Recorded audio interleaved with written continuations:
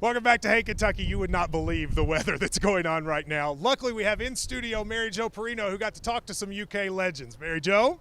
Welcome back to Hey Kentucky. We are lucky today to be joined by two of the all-time greats from UK basketball, Jack Goose Givens and Jeff Sheppard. Guys, thank you so much for joining me today. First of all, I kind of want to talk about this team. Been fun to watch so far. What do you need to see from them, though, over the next couple weeks to show you that they're on the right track and moving forward? Well, for me, this time of the year, you always want to see how teams start to blend together. You go through those growing pains, trying to learn early who you have, what everybody can do, and now you want to see them starting to play together a little bit and set themselves up for the tournament season. So that's what I would be looking for. Yeah, I agree, Jack. The word that came to my mind, Mary Jo, is toughness. And toughness is something you don't just walk out of the locker room and say, well, tonight we're just going to be tough. It's something that you learn. It's something that a team develops on the road, down by a certain amount of points, not really shooting it well and having to figure out a way to win anyway. And if we add toughness to all of that talent and all of that wonderful coaching staff that we have, it's going to be a special season. Because we're getting into the nitty-gritty now where it's going to be 6-8 point games, either up or down one way or the other, and they've got to learn how to fight through that. They probably, let's hope, learn some lessons from the UCLA game. Well, and the SEC schedule's getting ready to start, yes. And it's about getting set up to win that SEC tournament. So you want to kind of deliver some messages to teams right now that you play against that it's not going to be easy playing us. And now Kentucky's going to have to be facing the same thing from the other teams, so they'll need to be ready for that. But getting off to a good start in the SEC is going to be great.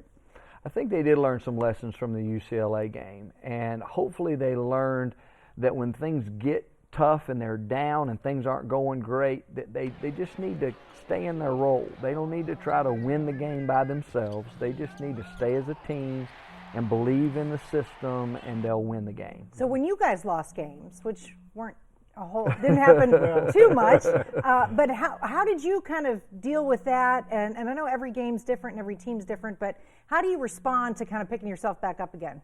Well, you want to learn from your losses. I mean, and losing games, although it's not a lot of fun, it is a good way to learn. Yeah. The flip side of that is that other teams you play against kind of get an advantage when they see how one team beats you. So the thing you have to do very quickly is forget about that, understand it's over, look at video and understand here's what you have to learn from that, and you have to go on. You have to figure out a way to forget about it, get better, and don't let it happen again. Yeah.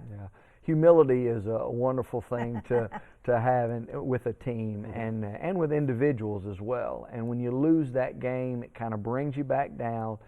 Makes you reassess things as a team, makes the coaching staff reassess things, gives you that hunger again. And so a loss can really be a help at the right time during the season. So how about this for you guys? Cal has been here, now quite a while. I mean, he's been here a few years now. So many great teams, so many great players. Who would you say is the most influential guy that he has brought in to Kentucky? I'm going to let you go with that one first. The first name that comes to mind is John Wall, just because he was here first and he was the first pick in the NBA draft. The song about him, he's doing wonderful things in the NBA now. He's carrying himself really well.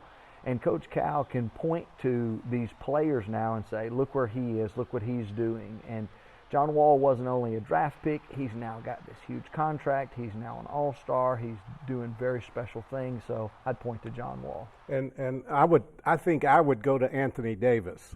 And the reason I'm going to Anthony Davis is when you have all these superstars coming out of high school who are used to, and AAU, used to scoring 30 points a game and getting 15 rebounds and playing every minute, for Coach Kyle and Anthony Davis, he can say, look, AD got the fifth most shots on the team.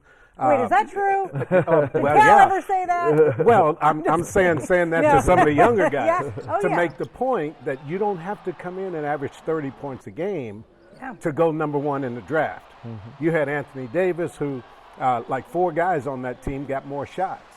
And Kid Gilchrist went number 2. and he got the 5th most shots on the team, you know. So I think that is, for these young guys coming in who are used to having everything they've ever wanted, all the shots they want, all the minutes they want, it's good to say, look at AD. If he can do it, averaging 10 points and 10 rebounds, whatever he averaged, certainly you can do it. And you see him now. He is averaging about 30 points a game this Absolutely. year. So he could certainly have done it when he was Absolutely. when He was could have here. averaged that. And He probably had a better team at Kentucky than he does right now. Better guys around him. I kind of agree with that, Mary Jo. I think you're right. Yeah.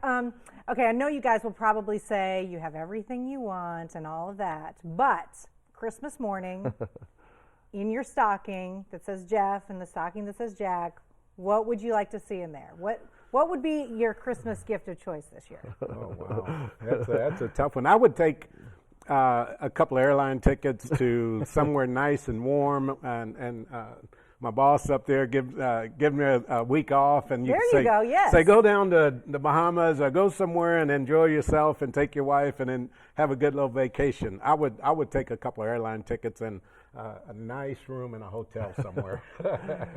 Yeah, the word that comes to mind is family. You know, a healthy family for this year. And see, now you're making Jack look bad. No, you're not. He said Bahama tickets. That's already approved, given. You know? I'm talking about what I would want. Yeah, so maybe taking the family to the Bahamas. How about that? Yeah, you know what? We can go together. Man. I think that would work out. One more question for you that I've thought about when we're talking about Anthony Davis or we're talking about John Wall. What are your all's thoughts about guys who only played 1 year eventually having their jerseys hung up at Rupp? Wow. Personally, I think it takes a little more time than that.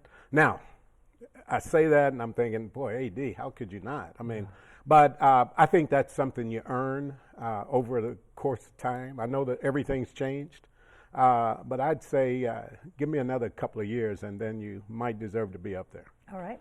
Yeah, that's a tough question, Mary Jo. You're going to have us all around because social media. Because those are like transformational guys, right? Yeah. Like John Wall kind of transformed this program back to, you know, along with Cal and Cousins and other guys. I mean, it wasn't just him, but he changed the perception of Kentucky from where it was in the late 90s. Yeah, you make a great point. And I don't know who qualifies the athletes to be there, but when you look up there, though, there are athletes that have transformed or made one generation to the next, or one great team. I think of the Untouchables that are up there, or the Unforgettables that are up there. They didn't win a championship, but boy, they really they changed things at Kentucky. Yeah, I think if you prove that you deserve to be up there, if you can do it in 1 year, frankly, you should be up there. That's the way I feel about it. But I do think I would give more credence to guys who have proven it out over the course of a 2, 3, 4 year career, as opposed to one and done. I'm sorry, Anthony, and I'm sorry, Walt, John. And I hope they both end up there one of these days. And they may. Guys, we know you both belong there, so thank you so much for joining us. Have a Merry Christmas.